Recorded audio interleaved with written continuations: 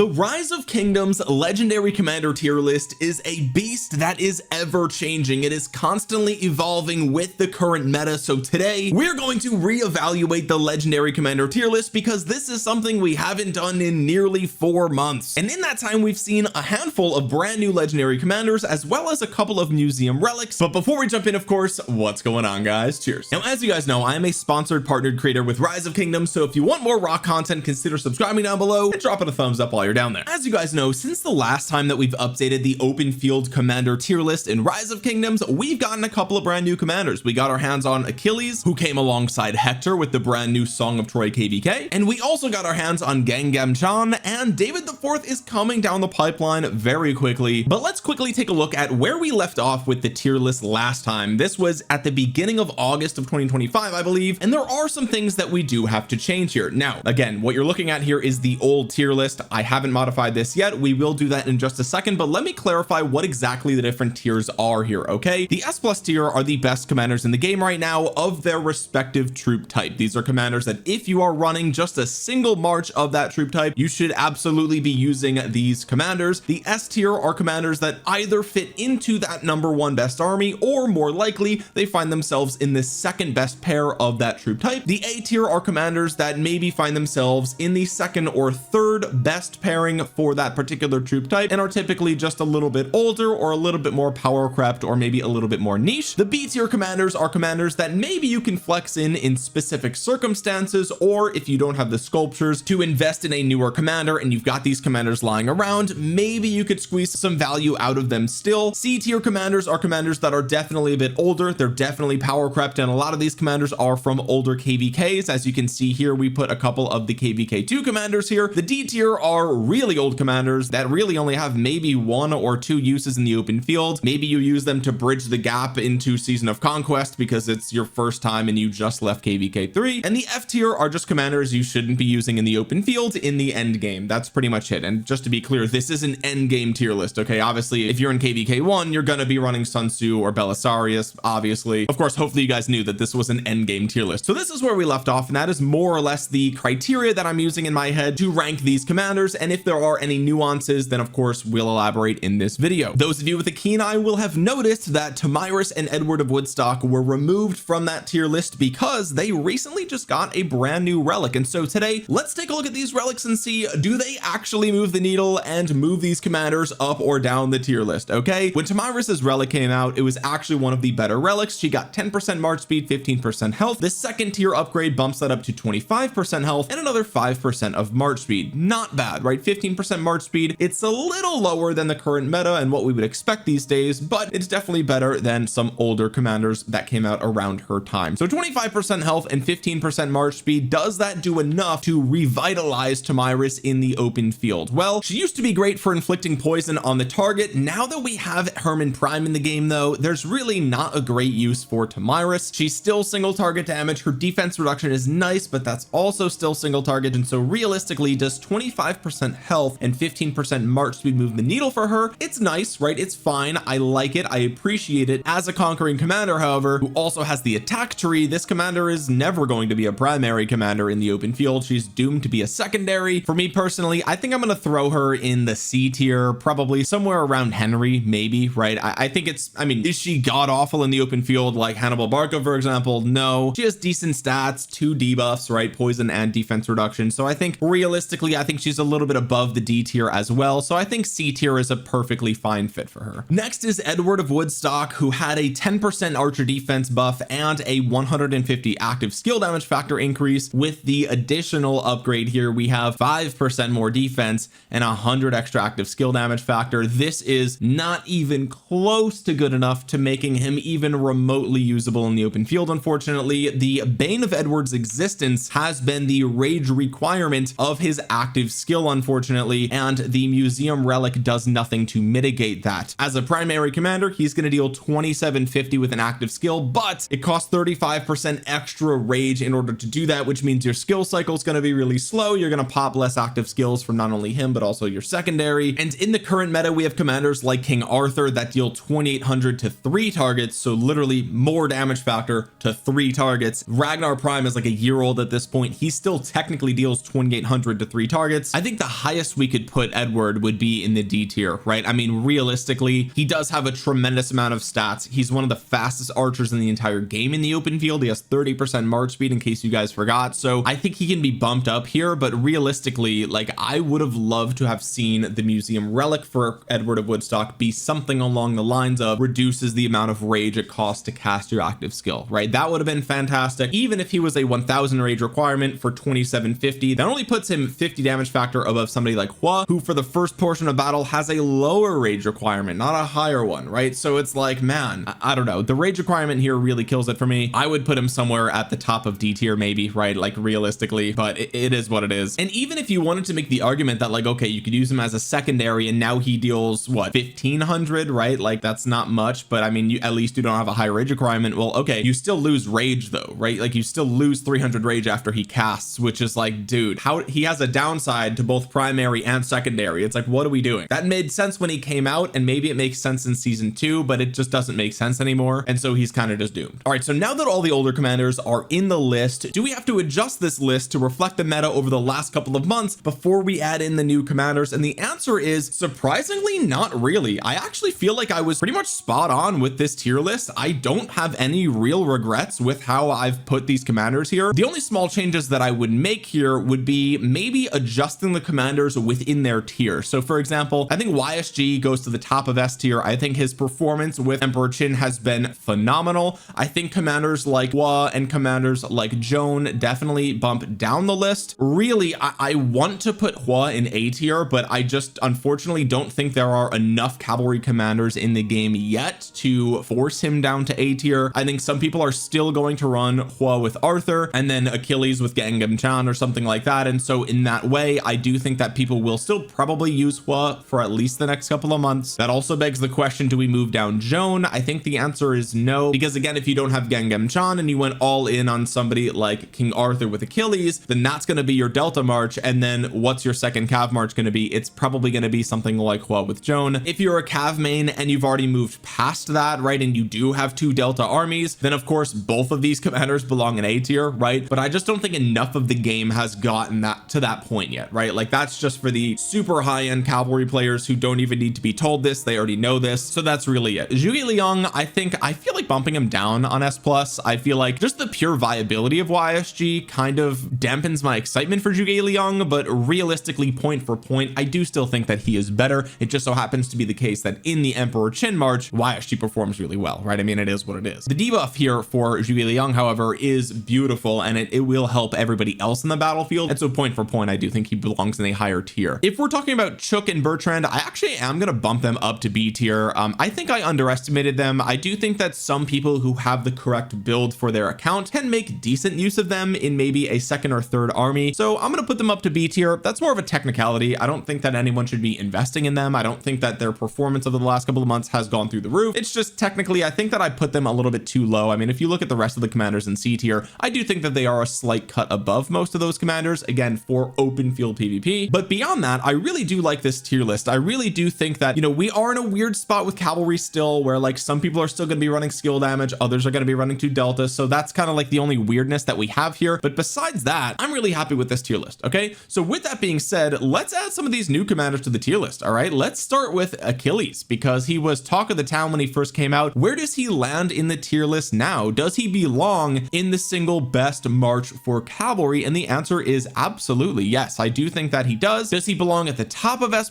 No, he does not. He is not the cavalry version of Emperor Qin, and in fact, if you watch my recent video, I think you could even make the argument that King Arthur is a better commander point for point when it comes to investing in one or the other. Realistically, you should have both, because I think that this is the single best cavalry march in the entire game right now. It's hard to argue with that. They're both combo damage, they're both AoE, their stat spread is fantastic. I love this commander pairing. The way I'm looking at it is this is basically the Bai Qi Liu Che for cavalry, right? Like, that's kind of how it looks to me. Obviously, we've got circular AoE here, but a slightly lower damage factor than we see on Liu Che, so that's that. It's gonna be easier to hit your 5 targets, but the damage output's just slightly lower. It is what it is. Between Achilles and Bai Qi, it's hard for me to conclusively say which one is better. I'm gonna go with Achilles strictly because his active skill is 10 combo attacks, right? And so you have 10 opportunities within that active skill to trigger different things on your kit. I think that's really cool, and you're gonna get extra casts of that active skill. It's not gonna happen very often, but you do get them, which I think is nice. So I think this is how I'm going to put Achilles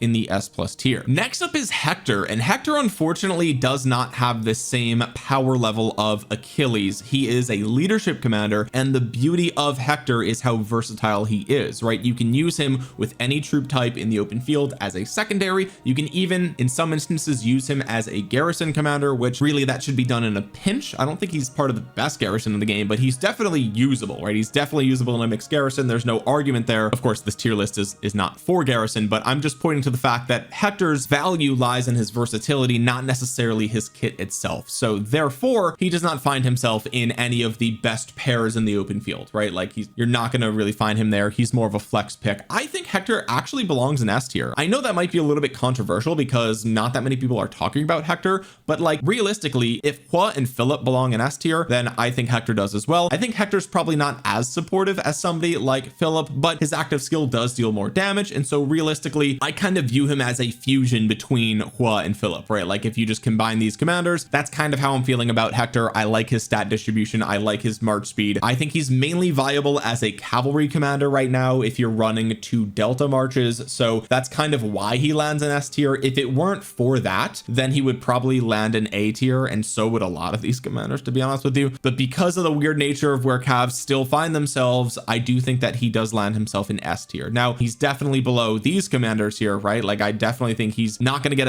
as many kill points as Gonzalo. With the right pairing, I think you could do fantastic with Hermann Prime still. Same thing with Ragnar, Scipio, and YSG, right? So I think right in the middle of S tier is fair, but I do think that, you know, with the next cav release, I think we're going to see half of this S tier just fall off the map completely, right? Like that's really, unless it's like some garbage like unless it's like a Belisarius Prime again, right? Like I think realistically this bottom 4 commanders of this S rank are only there based on technicality. They're probably going to fall off soon, but if we take a snapshot of this exact moment in time, this is where I think Hector belongs. Next, let's talk about David. David is about to land into the game, but as an open field commander, his kit is super vanilla. It's super obvious what he's doing, how he's going to perform, and realistically a lot of times if you look, like the rally garrison commanders lately have been landing in C tier, and the reason for that is because a lot of their kit simply does not work in the open field, and that's mostly true with David as well, but not really, right? I mean, the active skill is just a vanilla AoE combo damage, and then you get a nice cleanse here, right? Which is really good, especially if you have a lot of poison stacks from the people that are still running Hermann Prime. There's plenty of slows in the open field, especially with Liu Che, right? And normal debuffs are all over the place, right? We see lots of defense reductions and things like that on many commanders, attack reductions from things like Ragnar Prime, right? So I think this is a great active skill for the open field. Realistically, we love the AoE. The second skill, 35% defense, it's a little bit low, right? If we look at his entire kit when it comes to total stat allocation, and he's missing march speed, right? Which is actually crucial. A lot of people think that cavalry do not need march speed because they are the fastest troop type, and I would say that that is a little bit true, right? It's kind of true, but not actually true. And anyone who's tried to run like Hua with Mehmed, for example, will know this. Anybody in an artifact KVK who tried to run Hua with Zhuge Liang, like, you know this, right? You know that if you run a cav where one of the commanders has no march speed at all, it definitely will be one of your slowest marches in the field, right? So even though he's calves, the fact that he's missing march speed is still a point against him in the open field. Things are just really fast these days, so the fact that he's cavalry doesn't make him immune from that criticism. He definitely should have some march speed here for the open field, and he doesn't, so that's a point against him. Third skill is full garrison. That sucks. Fourth skill, however, works in the open field, right? Whenever this commander's troop uses an active skill while attacking a troop on the map, the target takes 40% more combo damage for 3 seconds with a 5-second cooldown. That's fantastic, right? Really solid debuff to the target here. There's plenty of combo attack damage in the field right now, and so this is really nice. This helps out you, your armies, and everyone else attacking that march with their combo damage. Expertise only for garrison, that kind of sucks. So all in all, is he built for the open field? No, but is he more viable in the open field than other rally garrison commanders that have come out lately? I do think he is, and so because of that, I'm actually going to put him in the B tier, right? I think that realistically I would use him above somebody like Justinian, right? I'd probably use him above most of these commanders. Maybe you might make an exception for Belisarius Prime because of the expertise debuff here, but really nobody's really using Belisarius Prime unless they're swarming down a flag or something. So David has a surprisingly strong argument to be in the B tier, and who knows, maybe him being slow in the open field is not going to be a problem for calves, and maybe he lands on a lot of people's 2 cav lineup instead of somebody like Hector, Hua, or Joan. And of course the last commander we have to talk about is Gangam Chan. This is the latest open field cavalry commander, and I feel like the community has pretty much made up their mind about this commander at this point. The value that he brings to cavalry is undeniable. reliable, but is he one of the best cavalry commanders in the game? I don't think so.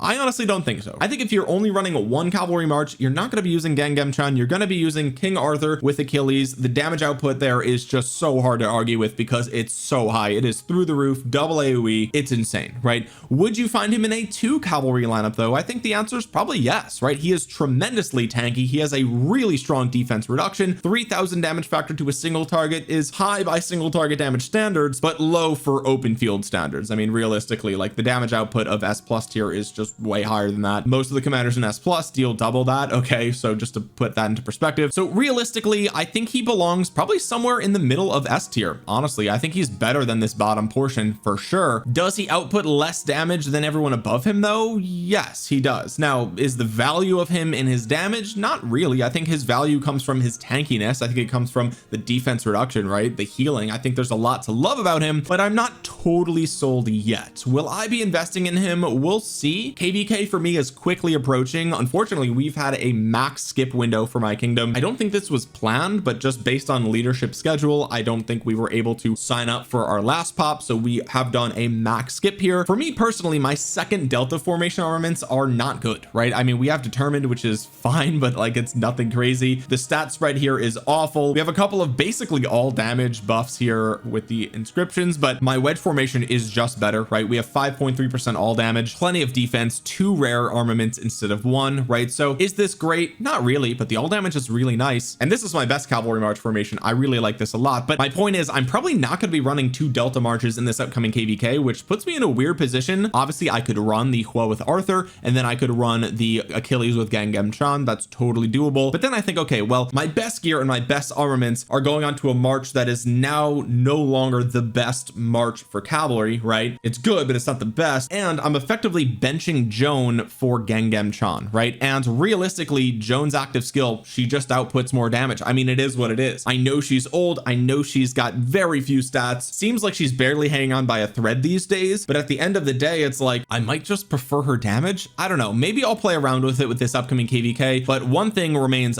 definitely true, and that is that Gangemchan is not in the single best cavalry march, and so I think he finds himself in the middle of S tier. And that's going to do it for the tier list. I mean, really, we've got one new addition to the S+ tier, and everything else is kind of the same. I think this tier list would have been very different if Gangemchan was even a 3 target AoE. He would be probably up here, and half of S tier would fall down to A tier, honestly, but that's not the case. So here we are. A couple of other things to note, right? Some people might find that William in A tier is a little bit unfair because a lot of people do still like him with King Arthur, and I think that's fine, right? You can definitely still run that pairing. I just don't love his damage output. I mean, it's just low these days, and yes, he's supportive, but like I don't know, like there's better pairs for Arthur now, and so I struggle to bump him up to S tier, especially when you look at who else is in S tier. Same thing with William Wallace, right? Like there's still a couple of believers out there. I don't know why. Same thing with Nevsky. Yes, you can still use Nevsky instead of Hua, right? Like if you were gonna run Nevsky with Arthur and then run Achilles with Gangemchan, I think that's fine, right? I think Hua is technically better than Nevsky just a little bit, but does that make Nevsky unusable? Not really, right? Not really. He's a little bit faster, which I like, but again, I just can't really justify putting him in S tier when he's got 2300 to 1 target. I mean, that's just not going to cut it. It's just simply not going to cut it. Ragnar CPO is probably still the best performing pair in the S tier. There's a growing number of people that don't like Ragnar Prime, and I think it's because he's a little bit slow in the open field. I personally, I've gone all in on my boots investments for infantry, and so for me, with talented tier 4, tier 5 boots, I don't really think that's that big of a deal. Honestly, if you're getting better reports out of William Wallace than you are out of like your Ragnar CPO, I think that's a skill issue, to be completely frank with you. I mean, there's just no mathematical way to get that other than your smite armaments are just way better, right? Like if that's the case, then okay, fine, fair. But point for point, like Ragnar is definitely better than William Wallace. He deals way more damage. He is much tankier. It's really hard for me to even put myself in the shoes of people that are struggling with Ragnar CPO because I'm not, so I don't know how, like, I don't know how that's possible, but we'll see with my upcoming KVK. I mean, maybe we'll see if that's changed, but in my last KVK, they were fine. Were they my best performing march? No. Did they hold their own? Absolutely. So I don't know. though. But yeah, that's gonna do it for the tier list. This is what I'm thinking right now. Again, hasn't really changed that much. It really hasn't changed that much in the last couple of months, so we'll see what the upcoming infantry bring to the table in January. The devs have confirmed that is when we will be getting the next infantry commander, so if you are interested in infantry, you should start saving your sculptures now. But this is how I'm feeling at this exact moment in time. Let me know what you think in the comment section below, and if you made it to the end of the video, consider dropping a thumbs up. It really helps out the channel a ton, and you might think you're subscribed because you've seen a lot of my videos, but you're actually not. Double check down below.